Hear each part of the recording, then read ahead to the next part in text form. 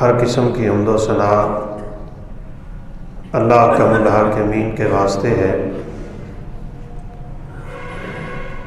لاکھوں کروڑوں انگنت درود و سلام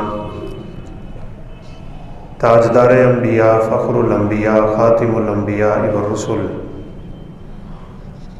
جناب محمد الرسول اللہ صلی اللہ علیہ وسلم کی ذات گرامی پہ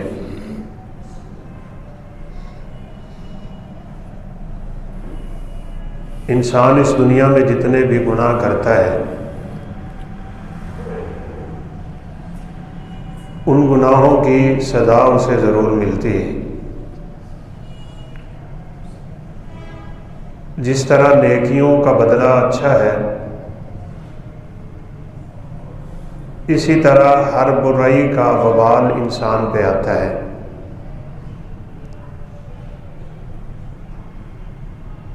اللہ کے انسان جس گناہ سے توبہ کر لے اور اس کی وہ توبہ رب تعالیٰ قبول کر لے تو وہ گناہ قیامت کے دن رب العزت نیکیوں میں تبدیل کر دیتے ہیں۔ جب یہ آیت مبارکہ نازل ہوئی تھی وَمَن يَعْمَلْ سُوءًا يُجْزَ بِهِ وَلَا يَجِدْ لَهُ مِن دُونِ اللَّهِ وَلِيًّا وَلَا نَصِيرًا، کہ جو شخص بھی برا عمل کرے گا اسے اس کا بدلہ دیا جائے گا، اور پھر اس کا کوئی بچانے والا، کوئی ولی، کوئی دوست، کوئی مددگار اللہ تعالیٰ کے علاوہ ہے بھی کوئی نہیں۔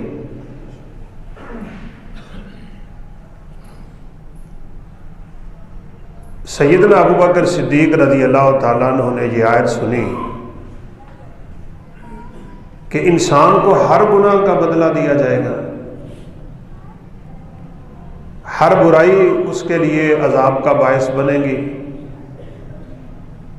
تو وہ بہت زیادہ پریشان ہوگا۔ رسول اللہ صلی اللہ علیہ وسلم نے جب انہیں پریشانی کی حالت میں دیکھا تو فرمایا ابو بکر خیر ہے۔ کہنے لگے کہ اس آیت کریمہ نے تو ہماری کمر توڑ دی، کوئی دنیا میں شخص ہے جس سے گناہ نہیں ہوتا؟ کمی کوتاہی تو ہم سے ہوتی ہے، تو ہر ایک کے بدلے اگر عذاب ہوگا تو ہم کیا کریں؟ تو رسول اللہ صلی اللہ علیہ وسلم نے فرمایا ابو بکر، اس عذاب سے مراد صرف جہنم کا عذاب نہیں ہے، بلکہ بعض دفعہ اس عذاب کی شکلیں اللہ دنیا میں انسان پہ اتار دیتا ہے۔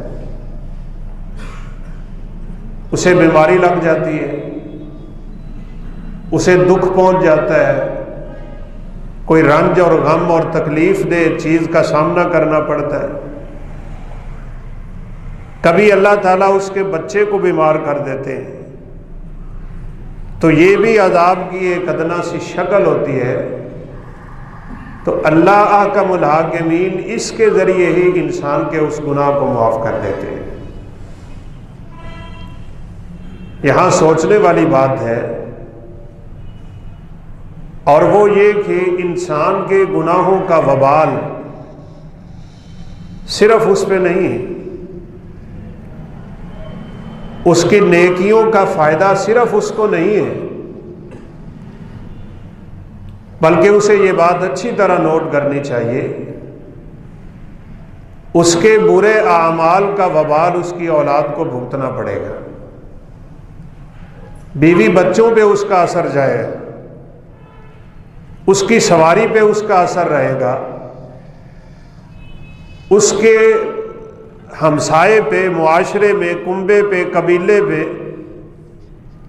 اس برائی کا اثر دور دور تک پہنچ جاتا ہے، جیسا کہ نیکیوں کا اثر دور تک پہنچتا ہے۔ غالباً سیدنا حسن بصری رحمہ اللہ کی بات ہے، انہوں نے اپنے بیٹے سے کہا تھا کہ میں نماز شروع کرتا ہوں تہجد کی، اور پھر نماز کے دوران مجھے تیری یاد آ جاتی ہے تو میں اپنی اس نماز کو لمبا کر دیتا ہوں تیری وجہ سے، کہ میری اس نیکی کا فائدہ میری اولاد کو پہنچنا ہے۔ تو وہ لوگ بڑے ہی خوش نصیب ہیں جو اس بات کو سمجھ جائیں کہ ہمارے گناہوں کا وبال صرف ہم پہ نہیں ہے، اور ہماری نیکیوں کا فائدہ صرف ہم کو نہیں ہے۔ سیدنا عبداللہ بن عباس رضی اللہ تعالیٰ عنہ کی مشہور روایت کہ انسان اپنی نیکیوں کا اثر اپنی اولاد پہ دیکھے گا، اپنی بیوی پہ، بچوں پہ، حتیٰ کہ سواری پہ، اپنے گھر میں، اپنے ہمسائے میں۔ اسی طرح برائیوں کا اثر، اس کا چہرہ کالا ہوگا، اس کا دل کالا ہوگا، بیوی نافرمان بن جائے گی، بچے نافرمان ہوں گے، رزق میں کمی ہوگی، ہمسایہ تنگ کرے گا، سواری پریشان کرے گی، اسے یہ سمجھ لینا چاہیے یہ میرے ہی گناہوں کا نتیجہ ہے۔ ہم سوچیں بچے تو کوئی گناہ نہیں کرتے، دودھ پیتا بچہ بیمار ہو جاتا ہے والدین کے گناہوں کی وجہ سے۔ ہاں یہ ایک رب تعالیٰ کا کرم ضرور ہے کہ وہ ان پریشانیوں سے انسان کو گزار کے قیامت کے عذاب سے بچا لیتا ہے۔ یہ رب تعالیٰ کے عذاب کی مختلف شکلیں ہیں۔ اس کا دردناک عذاب تو وہ ہے جو اس نے قیامت کے دن جہنم میں تیار کر رکھا ہے۔ رب تعالیٰ ہم سب کو محفوظ فرمائے۔ گناہوں کا نتیجہ یہی ہے، دنیا میں بھی نقصان ہے اور آخرت میں بھی نقصان۔ جس گناہ کا وبال رب نے دنیا میں ڈال دیا اور ہٹا لیا اس سے تو بچ جائے گی، لیکن اگر وہ رب تعالیٰ کا یوں نافرمان اور باغی ہوا ہے، توبہ کی توفیق نہیں ملی، توبہ اس نے کی نہیں ہے، نیکی کی طرف راغب نہیں ہوا، اس کے سارے گناہ محفوظ ہو کے آخرت تک کے لیے جا رہے ہوتے۔ رسول اللہ صلی اللہ علیہ وسلم کو یہ مختلف مناظر دکھائے بھی گئے تھے، اور عجیب ترین بات یہ ہے کہ وہ عذاب جہنم کا نہیں ہے، اس کا ایک ادنا سا حصہ تھا۔ صحیح بخاری کی بڑی طویل حدیث ہے، آپ صلی اللہ علیہ وسلم نے فرمایا میں نے ایک تندور میں ننگے مرد اور ننگی عورتیں دیکھی تھی، وہ ابل رہے تھے اس تندور کے اندر، اس کا منہ چھوٹا ہے، نیچے سے وہ بڑا ہے، وہ جیسے ہنڈیا سے ابل ابل کے پانی باہر کو آتا ہے اور دوبارہ ہنڈیا میں گرتا ہے، یہ ان کا انجام ہو رہا ہے۔ میں نے پوچھا یہ کون لوگ؟ تو آپ صلی اللہ علیہ وسلم کو خبر دی گئی یہ آپ کی امت کے وہ لوگ ہیں جو زنا کی بری عادت میں مبتلا رہے ہیں، توبہ نہیں کی، اب ان کو قیامت قائم ہونے تک یہی عذاب ملتا رہے، یعنی ادھر سے موت واقع ہوئی اور ادھر سے اس عذاب میں دو چار ہو، قیامت تک تو یہ عذاب ہے، اور قیامت کے بعد کا عذاب نہ جانے کیا ہے۔ آپ صلی اللہ علیہ وسلم نے فرمایا میں تھوڑا سا اور آگے گیا ہوں تو میں نے دیکھا ایک آدمی کو الٹا لٹایا ہوا ہے، فرشتے کے ہاتھ میں پتھر ہے، وہ دو پتھروں کے درمیان اس آدمی کا سر کچل کے رکھ رہا ہے، اس کے سر کو پیستا ہے، کچلتا ہے، وہ پھر اپنی اصلی حالت میں آتا ہے، فرشتہ پھر اس کے ساتھ یہی کرتا ہے۔ تو میں نے پوچھا یہ کون ہے؟ تو مجھے رب تعالیٰ کے فرشتوں نے خبر دی یہ آپ کی امت کا وہ انسان ہے جو نماز نہیں پڑھتا تھا،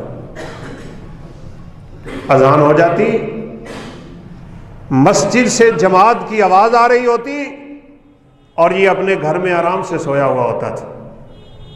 یہ اس آدمی کا عذاب ہے، اور آپ صلی اللہ علیہ وسلم نے فرمایا اسے قیامت تک دیا جائے۔ اور ایک تو اور بڑی ہی عجیب روایت،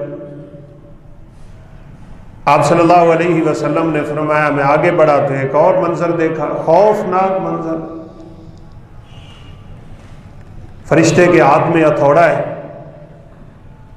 اور دوسرے ہاتھ میں وہ ٹھونکنے والا، جیسے لکڑیاں چیرنے والا ہوتا ہے وہ ہے۔ وہ ایک انسان کے منہ پہ رکھ کے ٹھونکتا ہے، اس کی گدی تک چیر کے رکھتا ہے اس کے منہ کو، پھر وہاں سے نکال کے اس کے ناک کی ایک جانب سے ٹھونکتا ہے، وہاں سے نکال کے اس کی دائیں آنکھ پہ لگاتا ہے، کچرا کچرا کرتا ہے وہ اس کے چہرے کو، پھر بائیں جانب کی آنکھ، پھر بائیں جانب کا چہرہ۔ تو یہ منظر تو میرے لیے بڑا ہی ہیبت ناک۔ تو میں نے پوچھا یہ بدبخت کون ہے؟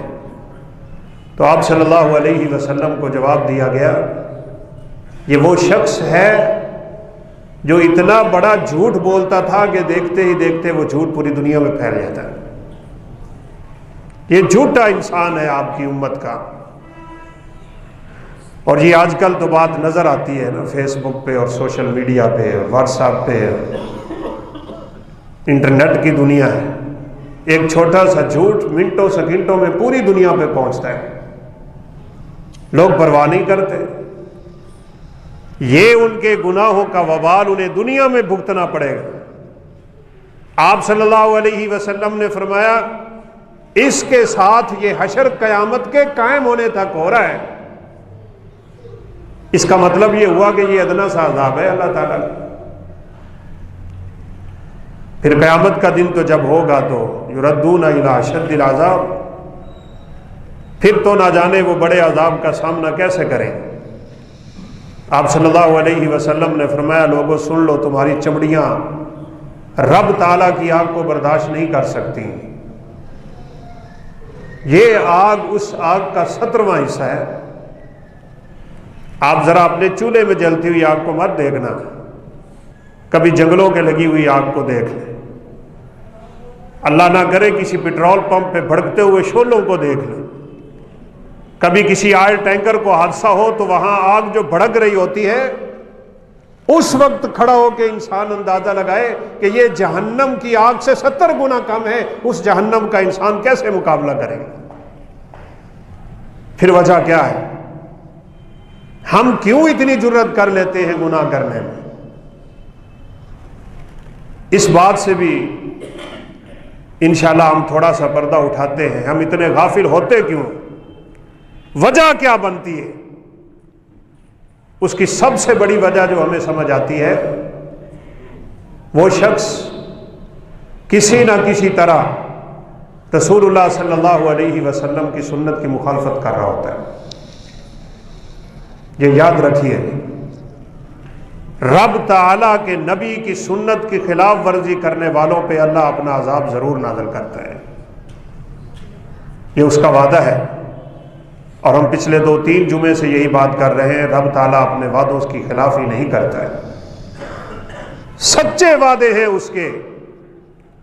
نبی کریم صلی اللہ علیہ وسلم آپ سے بڑا صادق و مصدوق کوئی نہیں ہے۔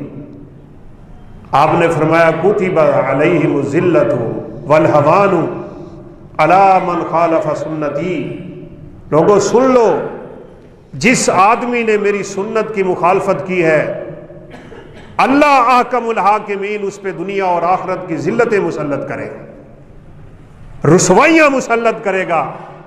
وہ ذلتیں کیا ہے، وہ رسوائیاں کیا ہے؟ وہ رب تعالیٰ کا عذاب۔ قرآن مجید نے خود وضاحت کی ہے، فَلْيَحْذَرِ الَّذِينَ يُخَالِفُونَ عَنْ أَمْرِهِ أَن تُصِيبَهُمْ فِتْنَةٌ أَوْ يُصِيبَهُمْ عَذَابٌ أَلِيمٌ۔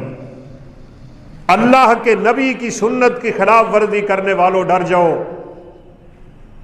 ایسا نہ ہو کہ تمہارے اوپر اللہ کی طرف سے کوئی آزمائش آ پڑے اور پھر دردناک عذاب کا سامنا بھی کرنا پڑے۔ دنیا میں آزمائشیں اور آخرت میں دردناک عذاب۔ امام اہل سنہ امام احمد بن حنبل رحمۃ اللہ علیہ وہ اس آیت مبارکہ کی شرح میں لکھتے ہیں کہ جس فتنے کی طرف رب تعالیٰ نے اشارہ کیا ہے کہ نبی کریم صلی اللہ علیہ وسلم کی سنت کو چھوڑ کے رہنے والا وہ فتنے میں مبتلا ہوگا، وہ کہتے ہیں عین ممکن ہے یہ شخص جب مرے گا تو دین اسلام سے ہٹ کے مرے گا، یہ شرک کر بیٹھے گا اپنے رب کے ساتھ، جو نبی کائنات کی سنت کا مذاق اڑا رہا ہے، آپ کی سنت کی مخالفت کر رہا ہے، زندگی آپ کی سنتوں سے ہٹ کے گزار رہا ہے، اسے ضرور رب تعالیٰ اس دنیا میں کسی آزمائش میں مبتلا کر دے اور پھر آخرت میں دردناک عذاب رکھا ہوا۔ وہ یہی ہے، وہ اللہ کے علاوہ کسی اور کی عبادت کرے ضرور کرے گا۔ شاید آپ کے ذہن میں آئے کہ نہیں میں تو عقیدے کا بڑا پکا انسان ہوں، میں نہیں کروں گا، تو آپ کر رہے ہیں۔ کس کی کر رہے ہیں؟ اپنے نفس کی، اپنے دل کی، اپنی خواہش کی۔ آپ کا دل کرتا ہے گناہ کروں، آپ کر لیتے ہیں، یہ نہیں سوچتے کہ اس گناہ کا وبال کیا ہے اور گناہ کا قیامت کے دن عذاب کیا ہے۔ جب میں اور آپ اپنے نفس کی اتنی پیروی کرنے لگ جاتے ہیں تو اسی کو تو شریعت نے عبادت کہہ دیا، تم تو گویا کہ عبادت کر رہے ہیں۔ رسول اللہ صلی اللہ علیہ وسلم نے چند یہودیوں کے لوگ جب آپ کے پاس آئے تو آپ صلی اللہ علیہ وسلم نے فرمایا تم اپنے علماء کی عبادت کرتے ہو، اپنے راہبوں کی عبادتیں کرتے ہو تم؟ کہا نہیں، ہم نے تو کبھی اپنے عالم کے سامنے سجدہ نہیں کیا، ہم نے تو کبھی کسی عالم کی عبادت نہیں کی، ہم سمجھتے ہیں عبادت بس یہی۔ تو آقا علیہ الصلوۃ والسلام نے فرمایا تمہارے مولوی جس چیز کو حلال کرتے ہیں تم حلال نہیں سمجھتے ہو، تمہارے مولوی جس چیز کو حرام کہتے ہیں تم اس کو حرام نہیں کہتے ہو۔ جب تم شریعت مطہرہ سے ہٹ کے اپنے علماء کے پیچھے اتنے چل رہے ہو، ان کی حلال کو حلال اور حرام کو حرام سمجھتے ہو، تو تم ان کی عبادت ہی کر رہے ہو۔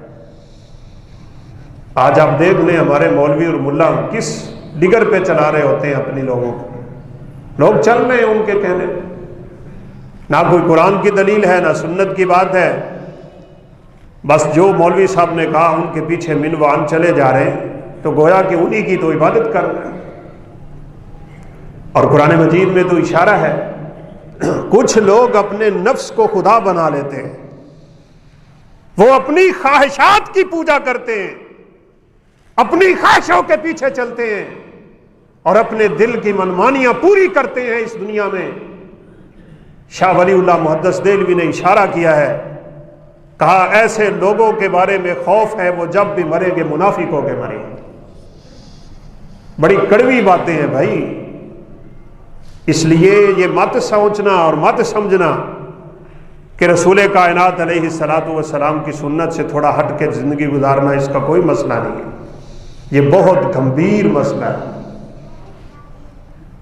بات عذاب کی ہو رہی، سابقہ قوموں پہ عذاب کیوں آئے؟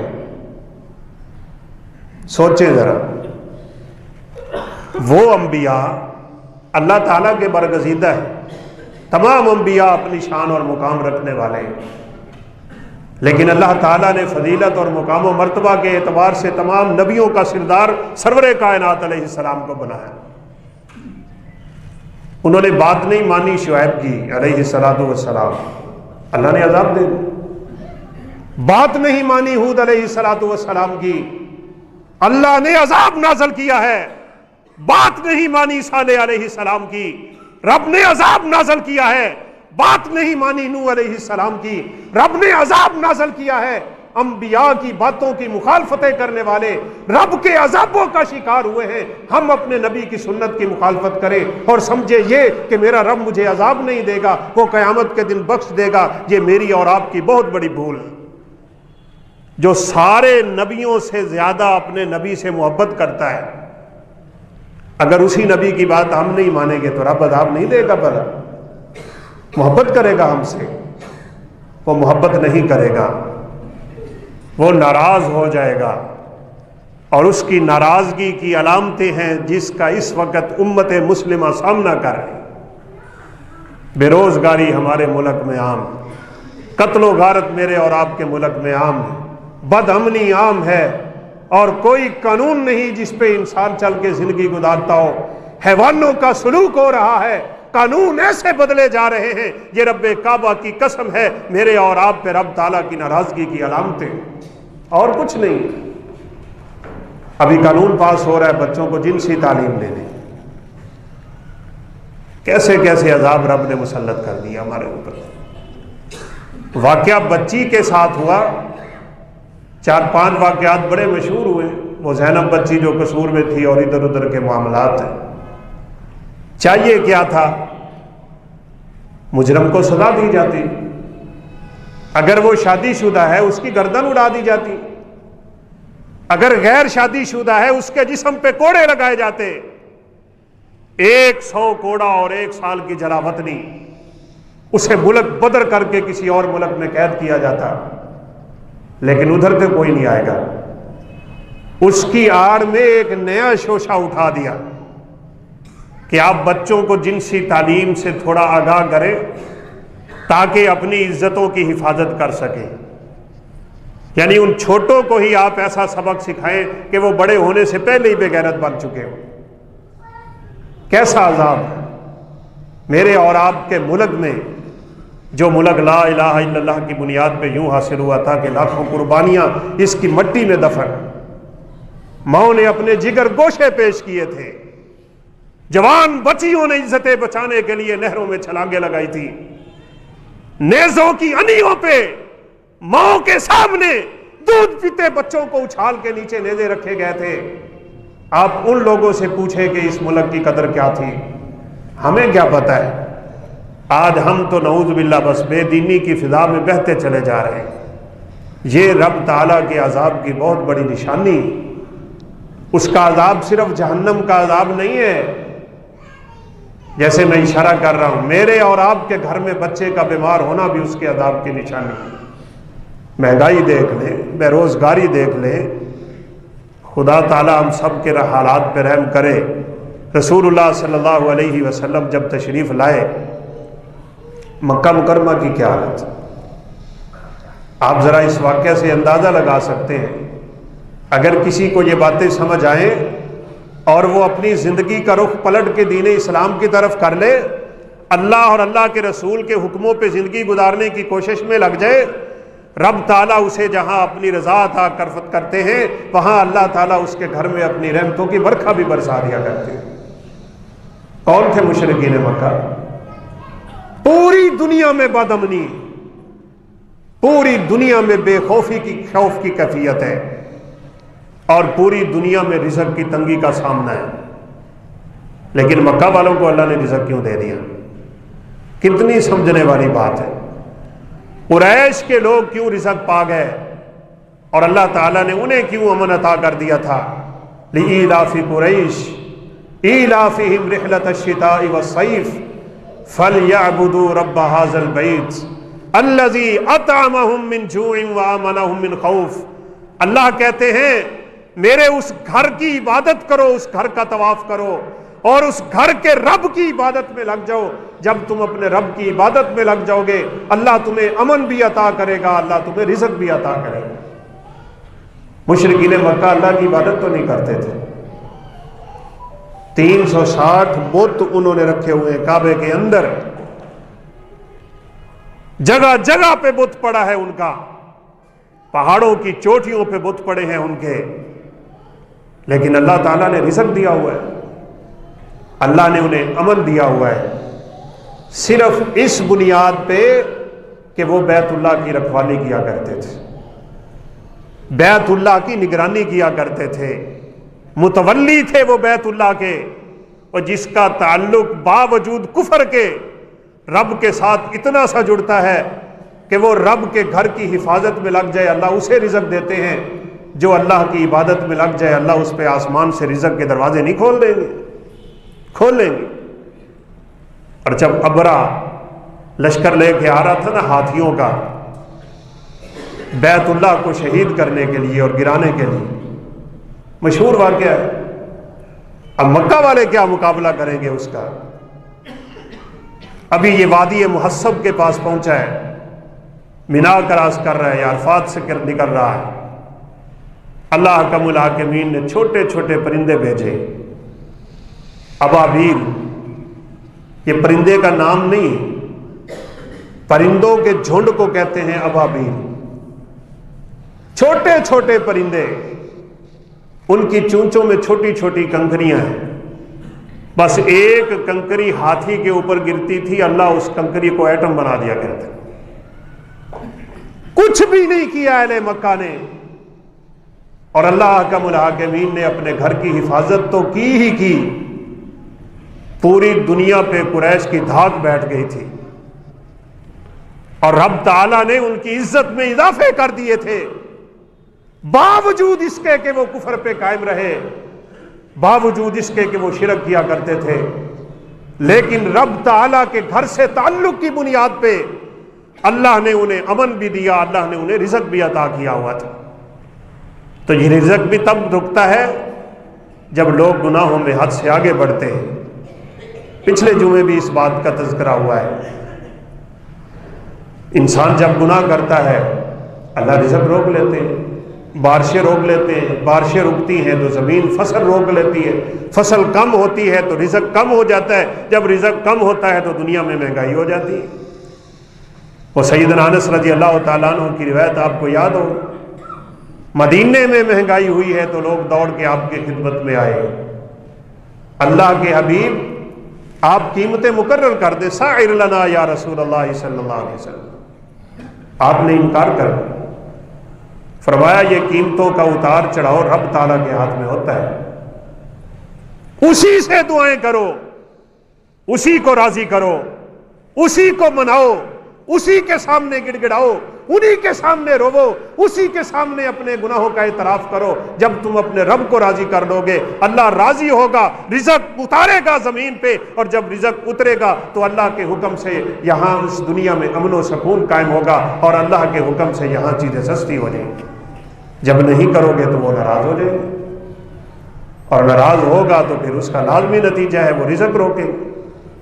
جب گناہ آہستہ آہستہ آہستہ آہستہ حد سے بڑھتے چلے جائیں گے نا، تو ایک وقت ایسے آنے والا ہے، ابھی تو پھر بھی اللہ تعالیٰ کا بڑا فضل ہے، اللہ اللہ کرنے والے بڑے موجود ہیں، مسجدیں موجود ہیں، رب کے مخلص بندے موجود ہیں، رب سے ڈرنے والے موجود ہیں، اس کو منانے والے موجود ہیں.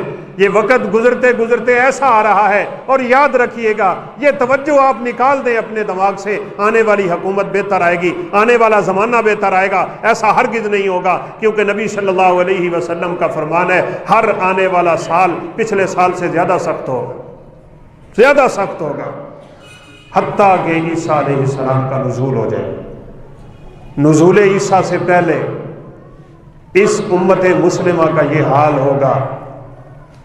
آپ صلی اللہ علیہ وسلم نے فرمایا مسجد نمازیوں سے کھچا کھچ بھری ہوگی، اور ان میں ایک بھی نمازی ایسا نہیں ہوگا جو صحیح نماز پڑھ رہا ہو.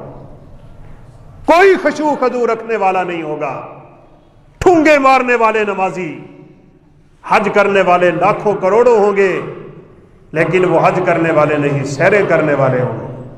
زمانہ سخت سے سخت ہوتا چلا جائے گا، گناہ بڑھتے چلے جائیں گے.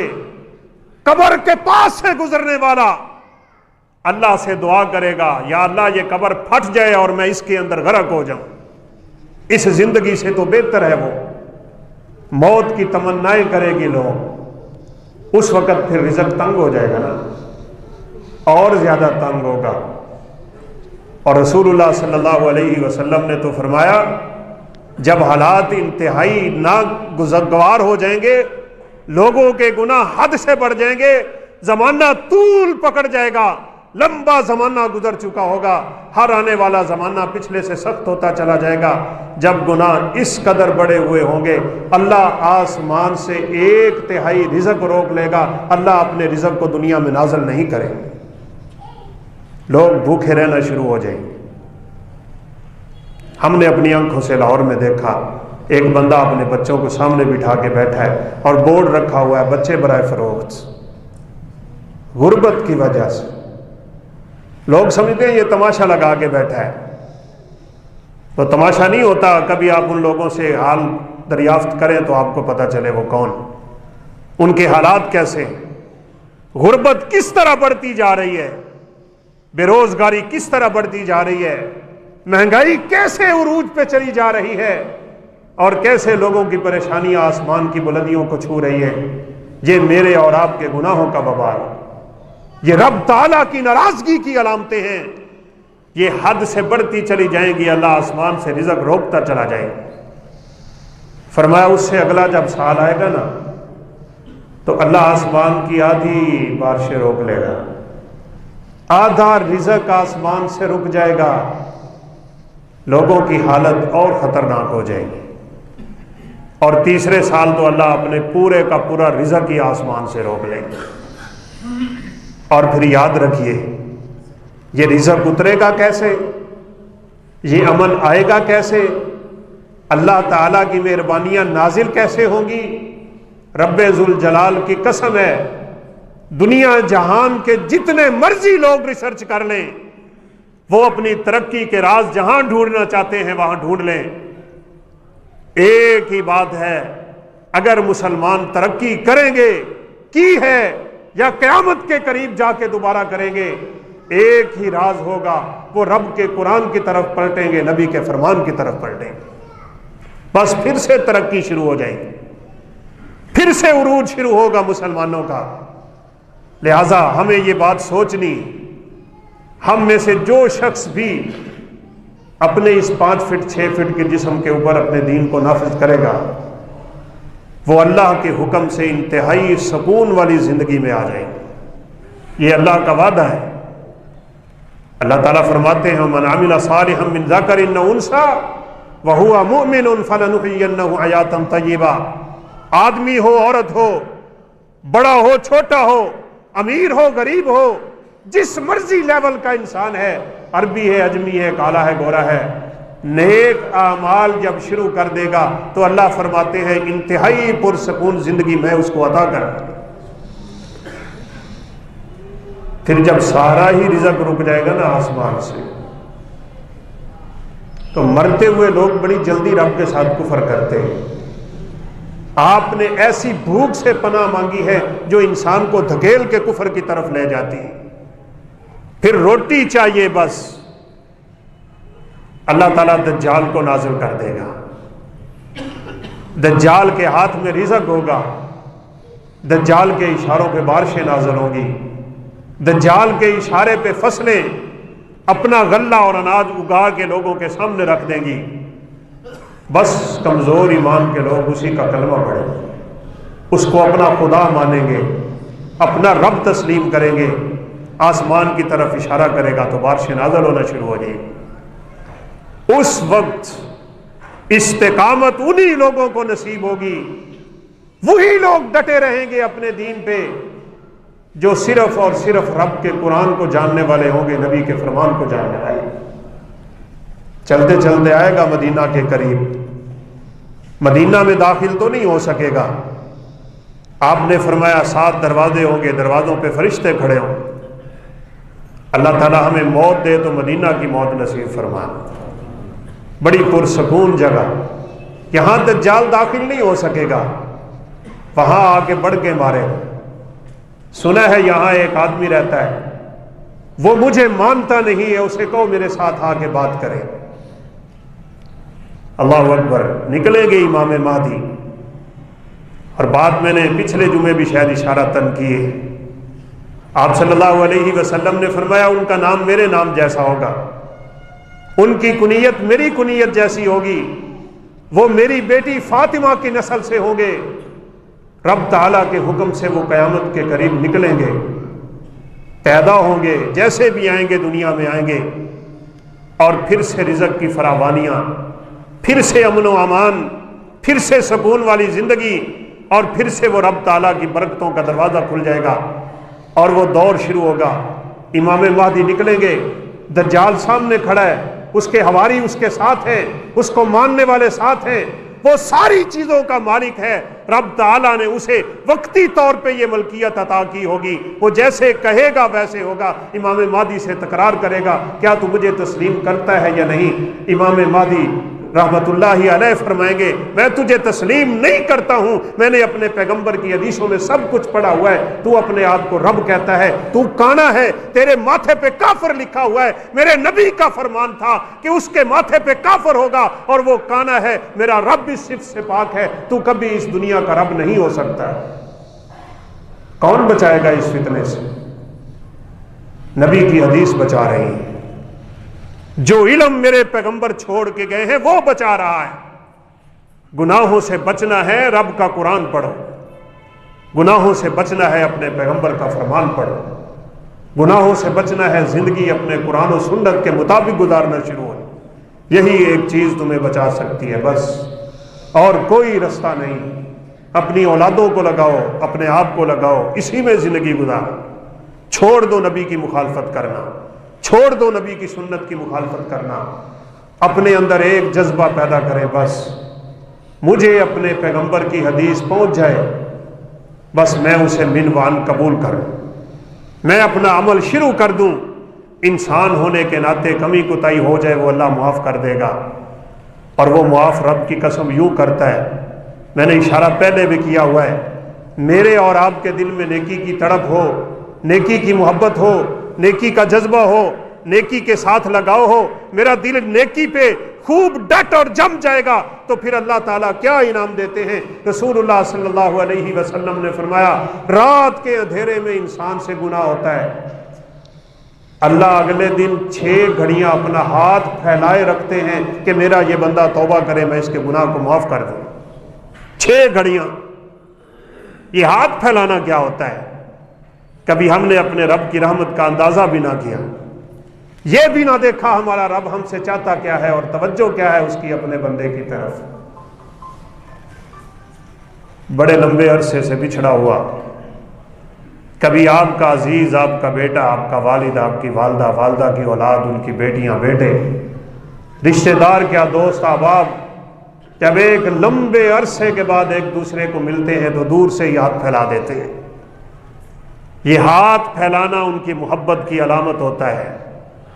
آؤ گلے ملیں, معانقہ کیا جائے, باہوں میں باہوں ڈالی جائیں, محبت کا سامان پیدا کیا جائے. وہ تیرا رب اپنے بازو پھیلاتا ہے, اپنے ہاتھ پھیلاتا ہے, وہ تجھ سے چاہتا یہ تھا, وہ تیرے ساتھ محبت اتنی کرتا ہے. میرے اس بندے سے گناہ ہوا تو پھر کیا ہوا, اگر اس کا دل پاک ہے, اس کا دل صاف ہے, 6 گھڑیاں ہاتھ پھیلاتا ہوں, اگر وہ ایک دفعہ توبہ کر لے, اللہ کا الحاکمین پچھلی زندگی کے سارے گناہ معاف کر دیا کرتے ہیں. جہنم کی بھڑکتی ہوئی آگ کو رب کے خدا کے خوف سے گرتا ہوا ایک آنسو بجھا سکتا ہے. بس ساری کائنات کی طاقتیں نہیں بجھا سکتی, لیکن خوف خدا سے گرنے والا ایک آنسو اس جہنم کی آگ کو بجھا دیا کرتا ہے. دن کو گناہ کرنے والے کے لیے رب تعالیٰ رات کو ہاتھ پھیلاتے ہیں. خدا کی قسم بچاؤ اسی میں, اپنے دین میں واپس آ جاؤ, سنت کو تھما لو, نبی کی حدیث پہ عمل شروع کر دو, رب کے فرامین پہ اپنی زندگی گزارنے کا جذبہ پیدا کر لو. گناہوں سے اپنے آپ کو نکالو, سنت کی مخالفت چھوڑ دو. یہ دنیا چند ٹکے کا سامان ہے, بس عزتیں انہی کو ملیں گی جنہوں نے رب تعالیٰ کے حبیب کی سنت کو اپنا لیا ہوگا. رب تعالیٰ نے قرآن میں اعلان کر دیا, یہ عزتیں تلاش کرنے والے جو سمجھتے ہیں دنیا میں رہیں گے, دنیا داروں کی طرح بن کے رہیں گے, ہمیں عزتیں بڑی ملے گی. اللہ کہتے ہیں نہیں, وَلِلَّهِ الْعِزَّةُ وَلِرَسُولِهِ وَلِلْمُؤْمِنِينَ, عزت صرف 3 لوگوں کے لیے ہے. عزت 3 جگہ پہ اللہ رکھے گا. ایک رب تعالیٰ کی عزت ہوگی, دوسرا رب کے رسول کی عزت ہوگی, اور تیسری قیامت کے دن ان کو ماننے والوں کی عزتیں ہوں. یہ بڑے بڑے تو یوں پڑے ہوں گے لوگوں کے قدموں میں. رسول اللہ صلی اللہ علیہ وسلم نے فرمایا, چیونٹیوں کی طرح ان کو لوگوں کے قدموں میں روندا جا رہا, پیاسے کتوں کی طرح ان کی زبانیں نکلیں گی. جب ان کی قبریں پھٹیں گی اور رب تعالیٰ کے سامنے میدان محشر میں جمع ہوں. یہ میرے الفاظ نہیں ہیں, یہ قرآن کے الفاظ ہیں۔ نحشر المجرمین یومئذ زرقا، زرق اس حالت کو کہتے ہیں جب پیاس سے زبان باہر آ رہی ہوتی ہے، اور مفسرین نے اشارہ کیا جیسے پیاسے کتوں کی زبانیں نکلی ہوئی ہوتی ہیں، اس رب تعالیٰ کے نافرمان کی زبان قیامت کے دن یوں نکلی ہوئی ہو۔ پھر کس کے ساتھ کھڑا ہو؟ ایک ہی بات ہے، وہاں تیسرا لمحہ ہی کوئی نہیں ہے۔ یاد رکھیے گا، ہر انسان یا قیامت کے دن اپنے نبی کے ساتھ کھڑا ہوگا، یا پھر نبی کے نافرمانوں کے ساتھ کھڑا ہوگا، بس اور کوئی حالت نہیں ہے۔ من تشبہ بقوم فہو منہم۔ باتیں سخت ہیں، لیکن بات یہ ہے کہ رب تعالیٰ کی نافرمانی حد سے بڑھتی چلی جا رہی ہے۔ آپ کے چہرے پہ داڑھی ہے، آپ کی شلوار ٹخنوں سے اوپر ہے، آپ کی نماز سنت کے مطابق ہے، آپ کی زندگی سنت کے مطابق ہے، قیامت کے دن نبی کے ساتھ کھڑے ہو؟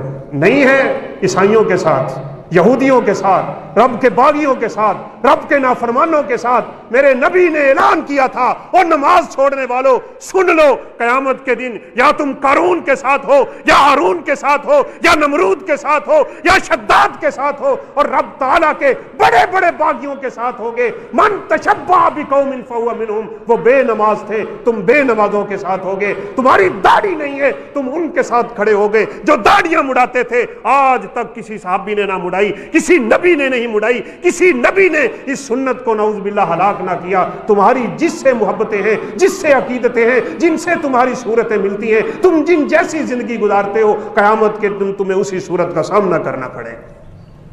بس میٹھی میٹھی ہمیں بڑی اچھی لگتی ہیں، لیکن یہ باتیں غور سے سنیں۔ اللہ تعالیٰ فرماتے ہیں وما ہوا بالہزل انہ لقول فصل۔ یہ کوئی مذاق نہیں ہے، یہ ہسٹری نہیں ہے، یہ کہانی نہیں ہے، یہ افسانہ نہیں ہے، یہ ڈائجسٹ نہیں ہے، یہ کوئی خواب خیالی نہیں ہے جو شاعروں نے شعروں میں پیش کر دی، آپ نے سنی اور سن کے اٹھ گئے۔ اللہ فرماتے ہیں انہ لقول فصل، یہ فیصلہ کن باتیں ہیں۔ وما ہوا بالہزل، یہ کوئی مذاق نہیں ہے۔ انہم یکیدون کیدا واکید کیدا، تم اپنی منمانیاں کرتے ہو، میں اپنے فیصلے کرتا ہوں۔ اس لیے بچاؤ قرآن میں ہے، بچاؤ حدیث مبارکہ میں ہے۔ نبی کی بات سنو، کوئی چیز آگے پیش نہ کر۔ میرا دل نہیں کرتا، تو اپنے دل کو خدا بنا کے بیٹھا ہے۔ ہم تو یقین مانے اب ان گناہوں کو گناہ ہی نہیں سمجھتے، ایک معمولی سا کیس سمجھ رہے ہیں۔ یہ کیا مسئلہ ہوا؟ کسی نے داڑھی مڑوا دی تو پھر کیا ہوا؟ میں نے سگریٹ پی لی تو پھر کیا ہوا؟ میں نے جھوٹ بول لیا تو پھر کیا ہوا؟ گزارا نہیں ہوتا، نہیں ہوتا نا تو اسی وقت دیکھ رہے امت کا حال کیا سے کیا ہوتا چلا جا رہا ہے۔